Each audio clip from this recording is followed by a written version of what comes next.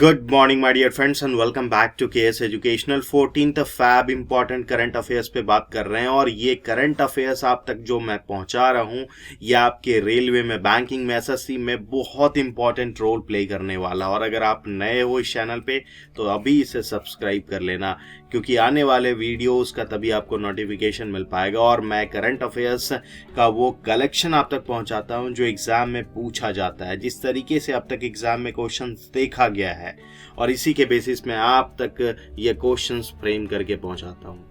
आप इसे फेसबुक और इंस्टाग्राम पे फॉलो कर लेना, लिंक आपको डिस्क्रिप्शन में दे दिया है मैंने।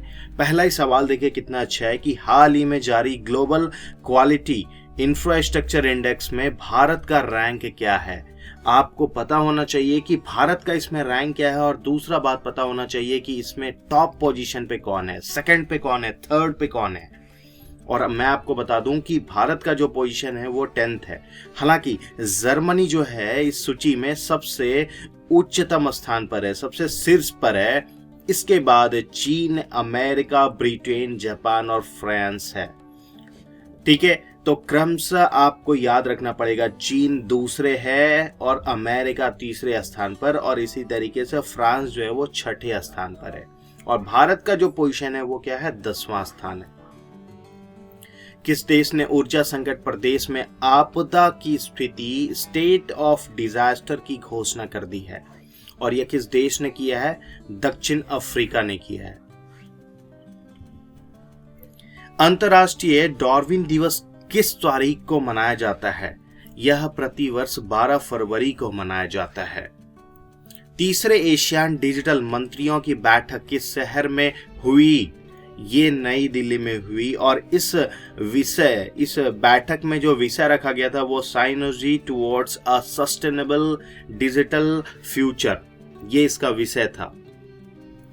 कौन सा शहर भारत की पहली फॉर्मूला ई रेस की मेजबानी कर रहा है? बहुत इंपॉर्टेंट ये क्वेश्चन है और वेरी वेरी इंपॉर्टेंट का टैग मैंने दिया कि वह कौन सा शहर है। वो शहर है हैदराबाद। हालांकि बस ये आपको याद नहीं रखना है, मैं आपको इसमें बता रहा हूं कि हैदराबाद चित्रम, हुसैन सागर झील और एनटीआर मार्ग के किनारे हैदराबाद स्ट्रीट सर्किट में यह आयोजित किया जाना। हैदराबाद इस रेस की मेजबानी करने वाला दुनिया का 27वां शहर है जो पहला कार्बन उत्सर्जन मुक्त इवेंट है। विश्व यूनानी दिवस किसकी जयंती के रूप में मनाया जाता है? ये हम लोग मनाते हैं हकीम अजमल खान की जयंती पर और 2023 में इसका थीम है यूनानी medicine for public health. Bharat ने किस संगठन के साथ व्यापार और प्रौद्योगिकी परिषद के तहत 3 कार्य समूह की घोषणा की है? और वो तीनों कार्य समूह की घोषणा ईयू के साथ किया गया है। आपको ये पता होना चाहिए कि तीनों कार्य समूह क्या है। एक है सामरिक डिजिटल शासन और डिजिटल कनेक्टिविटी पर कार्य समूह, दूसरा है green and clean energy technology पर और तीसरा है व्यापार, निवेश और लचीली मूल्य श्रृंखलाओं पर। वर्ल्ड गवर्नमेंट समिट 2023 किस शहर में आयोजित किया जाएगा? ये दुबई में आयोजित किया जाएगा और वर्ल्ड गवर्नमेंट समिट 2023 का जो थीम रखा गया वो शेपिंग फ्यूचर गवर्नमेंट्स, ये इसका थीम रखा गया है। एडीबी ने किस राज्य में बागवानी को बढ़ावा देने के लिए $130 मिलियन के ऋण की मंजूरी दे दी है? ये किस राज्य को मंजूरी मिला है? हिमाचल प्रदेश को। हाल ही में किस राज्य में नकल विरोधी कानून लागू हुआ? ये हाल ही में उत्तराखंड में लागू हुआ और इस कानून के तहत नकल माफिया को 10 करोड़ रुपए के जुर्माना के साथ साथ आजीवन कारावास या 10 साल का जेल हो सकता है। तो उत्तराखंड के द्वारा नकल विरोधी कानून लागू हुआ।